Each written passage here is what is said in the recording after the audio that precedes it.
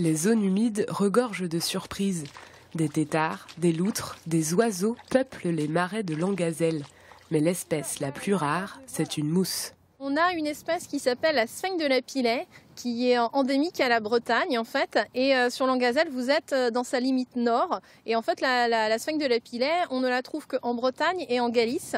Et sur quelques sites en Bretagne, notamment dans les Monts d'Arrée. Et ici, on est vraiment sur un site excentré. Donc la sphinx de Lapillet, c'est vraiment une particularité du site de Langazelle. Malgré leur richesse naturelle, les marais de Langazelle ont bien failli devenir une décharge. Les habitants de Tréma-Ouezan se sont opposés à ce projet du début des années 70.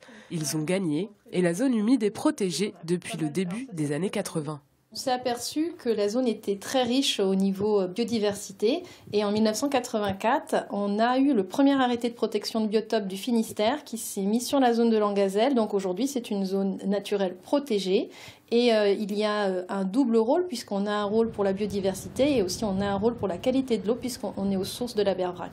Langazelle est une zone de plus de 100 hectares qui filtre l'eau de l'Abervrac. L'Abervrac, on puise de l'eau dedans pour fournir de l'eau potable à toute une partie du Nord Finistère. Et donc ici, on va préserver cette ressource. Et c'est aussi un des rôles des zones humides, c'est de préserver la qualité de l'eau. On a un rôle épurateur en fait des plantes, puisque comme on est dans une zone de source, il y a de nombreux petits ruisseaux qui vont passer dans la zone et les plantes vont filtrer l'eau en fait.